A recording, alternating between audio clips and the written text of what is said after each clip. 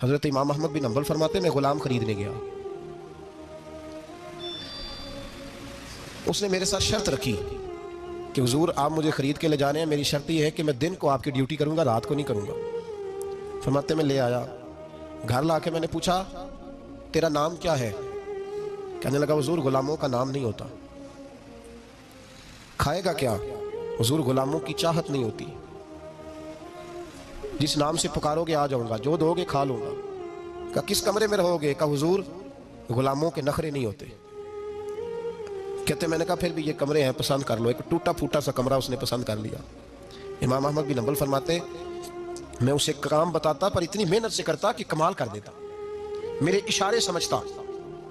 ایک دن میں تہجد کے وقت اٹھا، اس کے کمرے میں گیا تو وہ توبہ توبہ پکار رہا تھا۔ سنو ولیوں کی توبہ، فرماتے اس کے کمرے سے چیخنے کی، یا اللہ معاف کر دے، یا اللہ معاف کر دے، اللہ معافی دے دے، تڑپ رہا ہے، رو رہا ہے۔ اور امام احمد بن حنبل فرماتے ہیں حال یہ ہے کہ اس کے کمرے سے لے کر آسمان تک نور ہی نور پھیلا ہوا ہے، نور ہی نور، اور وہ روتا ہے یا اللہ معاف کر دے، یا اللہ معاف کر دے۔ فرماتے میں سوچنے لگا معافی کس چیز کی مانگ رہا ہے؟ فرماتے وہ خود ہی بولا، اور معافی دیکھو بھائی، توبہ دیکھو اللہ والوں کی۔ کہنے لگا اے اللہ میں تیرا بندہ ہوں، تو نے زندگی دی، نعمت دی، آنکھیں دی، کان دیے، سانسیں چلائیں، بغیر مانگے سارا کچھ دیا۔ چاہیے تو یہ تھا کہ میں دن رات تیری بارگاہ میں جھکا رہتا، پر مجھے معاف کر دے۔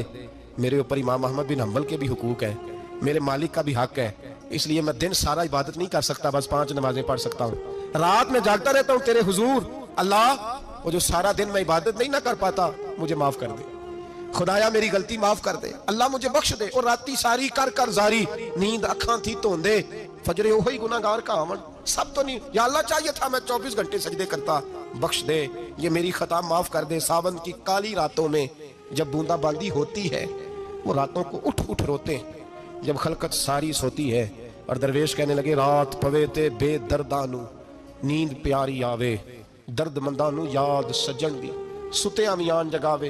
یا اللہ معاف کر دے، میں سارا دن سجدے نہیں کر پاتا، سارا دن لمبی معافی دے دے، یہ توبہ ہے اللہ والوں کی۔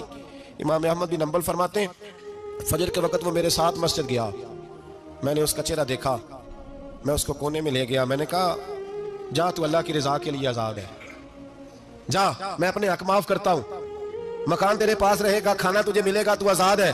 اس نے کہا حضور ہوا کیا؟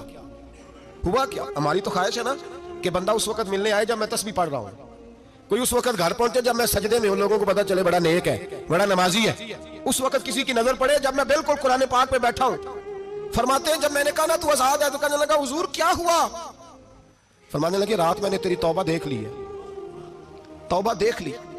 امام صاحب فرماتے ہیں وہ پھر تڑپ کے رویا، سجدے میں سر رکھا، تو نے یہ کیا عجب کیا، مجھ کو بھی فاش کر دیا، میں ہی تو ایک راز تھا سینہ کائنات میں، میں سراپا مخزن راز تھا، میں رہا تھا مدت و راز میں، یہ تیرا شوق دید کشاں کشاں مجھے بھی کھینچ لایا مجاز میں۔ اے اللہ پردہ ہی کھول دیا ہے تو نے، یہ عبادتیں، یہ توبہ، یہ ریاضتیں، یہ تیرا میرا راز تھا، اللہ تو نے پردہ ہی کھول دیے، مہربانی کر مجھے پردہ پوشی عطا فرما، اللہ معاف کر دے، مجھے پردہ پوشی عطا کر۔ حضرت امام احمد بن حنبل فرماتے ہیں سجدے میں اس نے بلند آواز سے اللہ اکبر کہا، پھر وہ گرا، اس کی روح پرواز کر گئی، پرواز کر گئی، چلا گیا، رخصت ہو گیا۔ یہ عاشق کا جنازہ ہے، ذرا دھوم سے نکلے، محبوب کی گلیوں سے ذرا گھوم کے نکلے۔